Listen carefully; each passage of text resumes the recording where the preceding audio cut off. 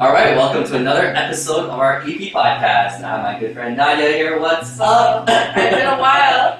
It has been a while. It's been a long while. I miss him very much. I love this guy, just so you guys know. It's already going to be like my We were just talking. It's been like, 3 years since the pandemic has pretty much been around, and we used to do bookings every week together. Yeah, at least every other weekend I would see him, and we'd, shoot the ish and talk, and then go to our business, like, okay, you go record, and I gotta go on the mic.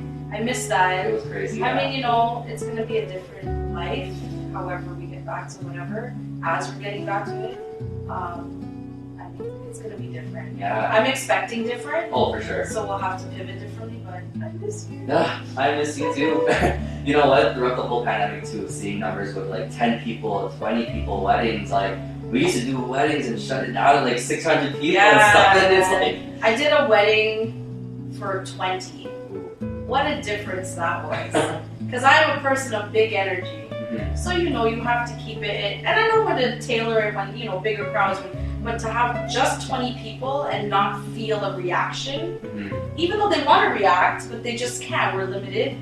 What a different feeling that was. I was like, oh, this is, so you just bring your energy down, you make them laugh, and I got a few laughs out of the crowd. I'm no comedian, but you try. Yeah. But it so, is... So all our viewers are like, what is it that you do? I don't think they understand. Oh yeah, what's going on? My name is Nadia Chandra. I go by MCNadzzz. She's an MC. I'm an MC. I don't rap. I'm not the Roots or DMX. That's not me. What I do is I host events. So I'm a master of ceremonies by profession, but also I'm a radio personality on Vibe on 105.5 FM, and I'm on every Tuesday from 2 to 5 p.m. But I just, organically got into, which we'll talk about, the MCing, which is something I've wanted to do for a while. But I'll let you ask questions because there's a whole story about how I got into this. So. Yeah, but yeah, like doing the MCing for 20 people, even like for me, doing taking pictures of 20 people, it's super intimate because I'm essentially taking the same shots of people over and over, and it's like, okay, how do I now bring the element of like being just a human being into that? So like I found myself helping out with things. Like the other day I was helping an auntie sprout the rice and make it the home and all, and I was like, I'm a photographer, what am I doing? But you just want to, it's another way too as a creative to be involved. Yeah. Just keep that, and plus it's relationships, right? Like I think we're all understanding that we're in a time and everybody's going through the same thing, and we were talking about it earlier, especially Caribbean people, West Indian people. We don't always talk about how we're feeling.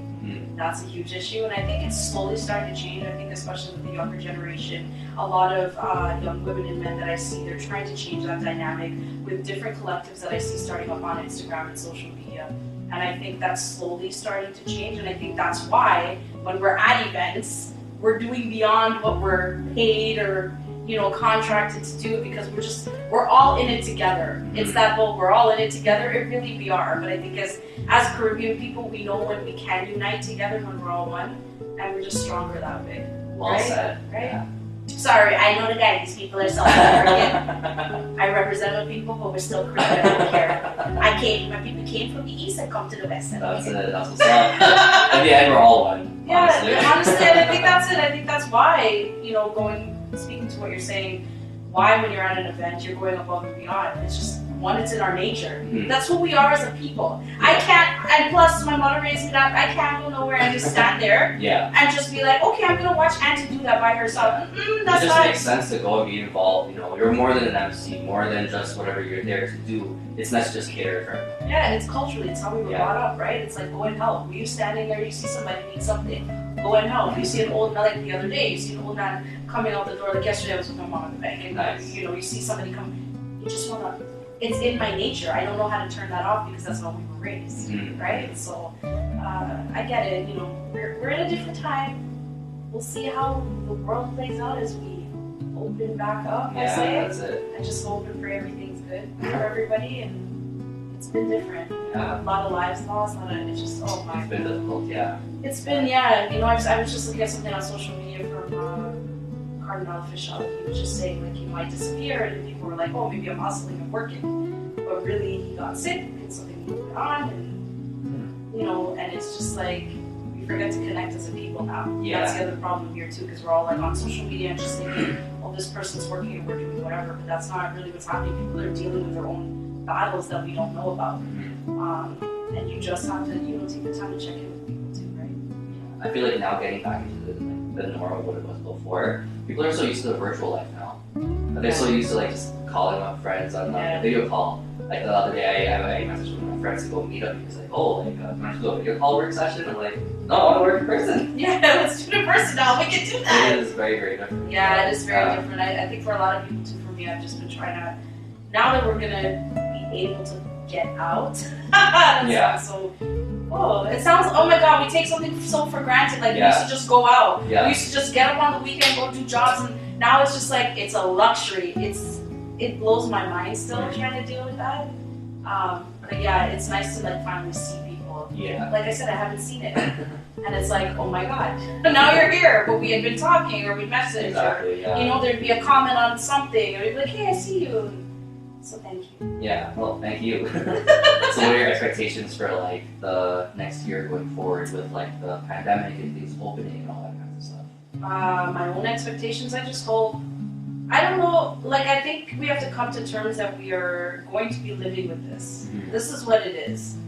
We lived with chicken pox, we lived with, many moons ago black, but we're just gonna have to live with it. Mm-hmm. And we'll have to work around that. And people just have to live, because I don't think we can live like this. Yeah. This is not something that's normal to us. And I get it, society dictates certain things, the way we need to live and do things. But I think just the bare bones of being outside around people, we need to get back to that. I know it's hard. Yeah. I'm on two sides of the fence with it, I get it. There's pros and cons for everything, but I'm just hoping we get back to a point of being open, being around the people we love, and just trying to keep as safe as we can.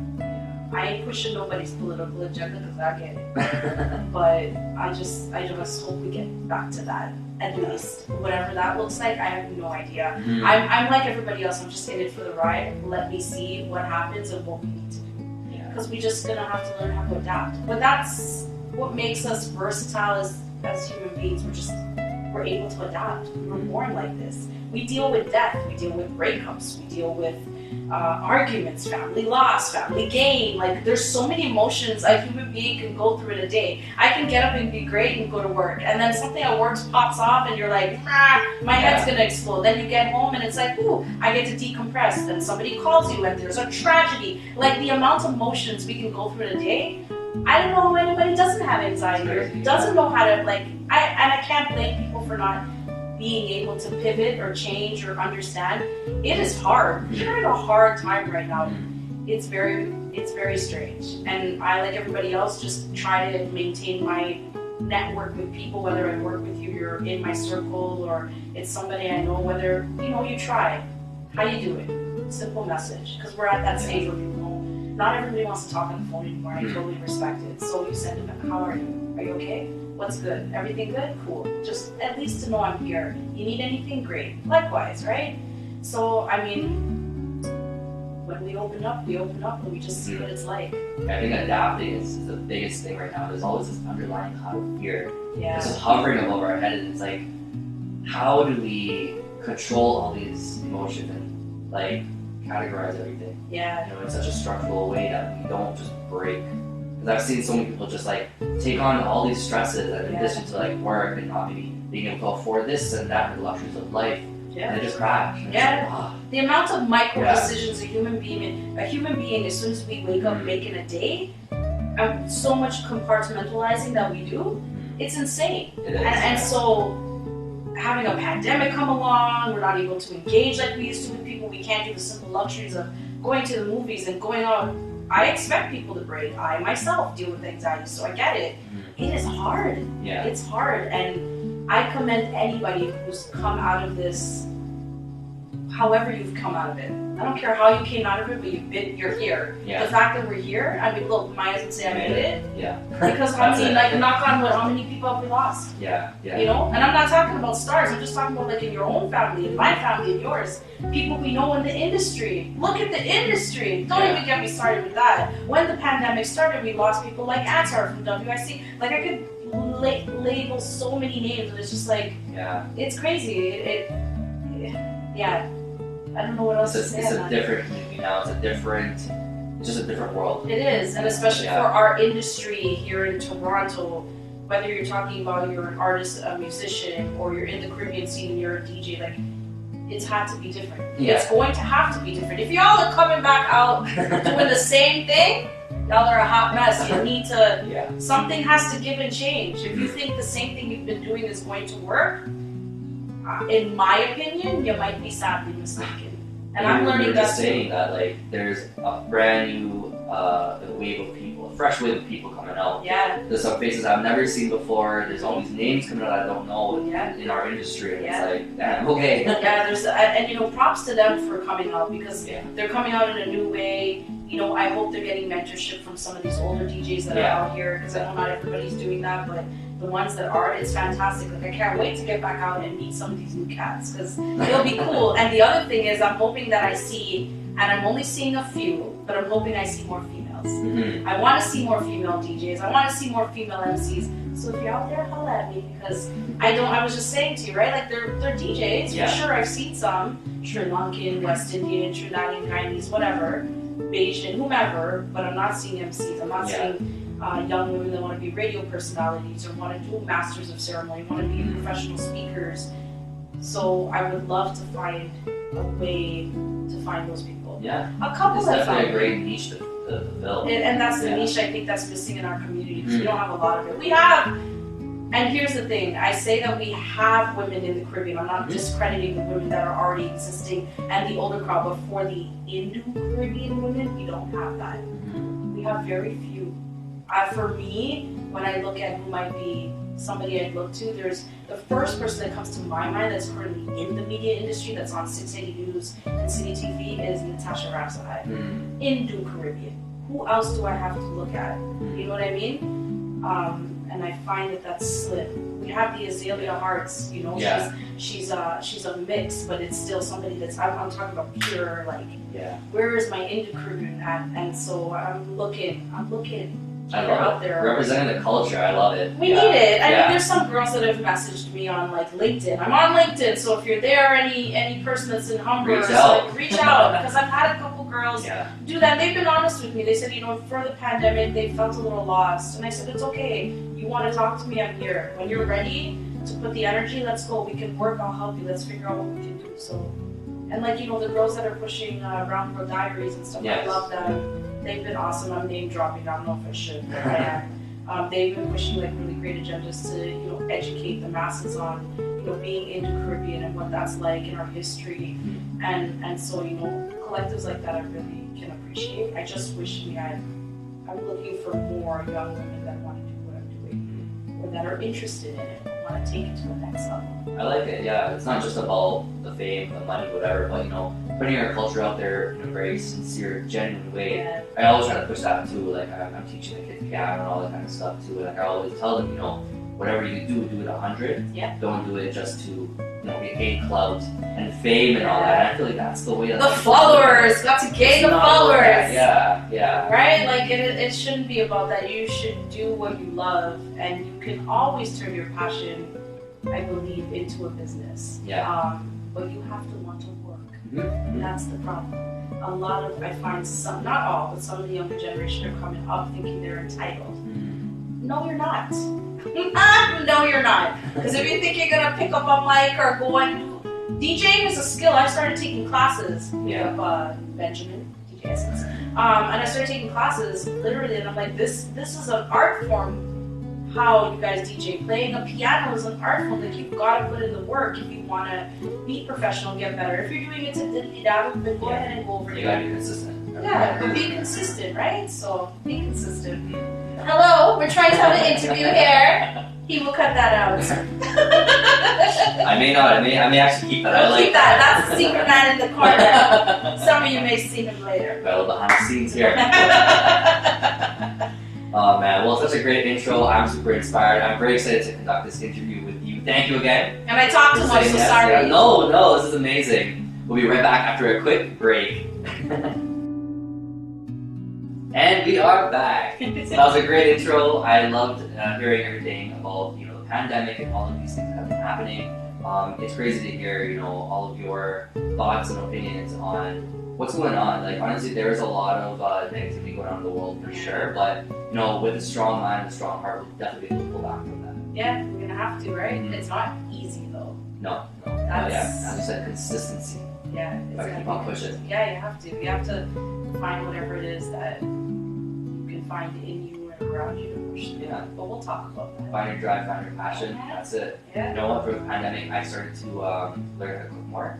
Oh, Before, look at you! yo, I need to get married. You come in roti? I Wait, here's the tried. part. Is your roti round? It is not round yet. It is getting there. High five, my roti's not round either. My roti's not. It's there, but it ain't round. It is kind of like an octagon. That's fine. Look, as long as the roti is edible, because in my mind you're gonna bust it up. Yeah, it that's doesn't right. matter. You clap, mash, or bust up, chop, whatever you do, and you're still gonna eat it. As long as it's cooked, I'm fine with that. That is true. That is true. But you're right. You've had to learn different things. Yeah. Right? Yeah, that's what it is. Yeah, you know, at the beginning of the pandemic, so the 2020 time, I started learning how to cook like roti and pastas with my girlfriend. Yeah. So we practiced, and she would show me the ropes on how to do it. The other day, I made pasta all by myself for the first time, and I made it properly. It was edible.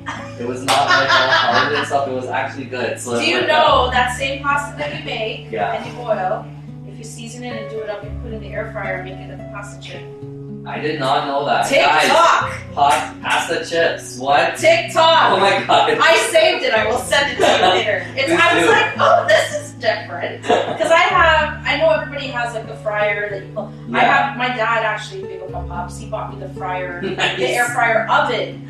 So I can do a rotisserie in there, Whoa. you can air fry, it has oven, it's a whole like, it's like the air fryer on crack. Oh my god. But I was like, oh, you can try making That is pasta very chips. cool. I was like, this is cool. Adulting is when you are excited about air fryers. I'm telling you, air fryer was the thing for the pandemic. Like, everybody had to go out and buy air fryer. Yeah. My dad went and upped it a scale and buy me the air fryer oven. Oh my goodness. So, yeah. Yeah, it was like learning how to cook, learning how to barbecue things, like all like experimenting. Yeah. I started up a couple side hustles and you're just doing things. You just gotta find your job, Yeah. keep busy. I'm telling you, that's it. Yeah, but honestly, like one thing as well is just relaxing because being a vendor, like I know, like we just spoke about it, we would see each other all the time at bookings. It'd be like till 2, 3 a.m. Mhm. We're still out. We're just like, Yeah. oh, the next thing we have to make our private or something. Yes. It's like, okay, we are dead tired. But now, you know what? I got my nails done with my girlfriend one Oh, time. I like this. I started getting haircuts more often. Yes. Just like taking care of It's myself. self-care. breathing. Yeah, It is yeah. self-care. I've had to learn to slow down. Exactly. Yeah. The pandemic put a stop to everything. I was like, because albeit you're doing your side job, you might be, prepping it during the week. You're going and doing these things Friday, Saturday, Sunday sometimes, and then I'm getting up and going to work Monday. Yeah. And it was like, and so fast paced. pre-pandemic, it was physically getting up, getting dressed, get to the transit, however you're getting to work if you're working downtown. Like that was all exhausting. So I've like you, I've had to learn to like just take a pause and be like, my mental health needs a little bit of care. Yeah. So I'm glad that you're doing that. That's good. Mm-hmm. I think a lot of people have been just kind of taking a step back and going, okay, I needed to slow down a minute because I realized I really did. Yeah. It was taking a toll. I was exhausted. Like we were just talking about the DJs and MCs and like people in the industry. I'm seeing a lot of them who are doing like a billion parties, just focus on like 3 minutes or something. Yeah. Just push that. Yeah. And then live stream things and whatever. So it's nice to see. It is nice to see. I've talked to a couple of DJs, and I've been seeing them push their Twitch a lot more. They've been, main partner, and a lot of them have been, since we're starting to open back up. Some of them have been reaping the benefits of doing that work, and it's been amazing for them. I've seen one that just got a radio opportunity, which was really awesome. Yeah. And so it's really nice to see the work that they put into that for the DJs who didn't. Yeah. For the DJs who didn't, I've talked to some of the DJs, I'll call them the Twitch DJs, where some other DJs had messaged them and said, oh, now I want to get on this. And it's like, bro, you had like 2.5 years where you could have done something different. Now because you see people reaping benefits from it, did you not realize the work? Here I go again with the work that they had to put. Twitch ain't easy, eh? Yeah.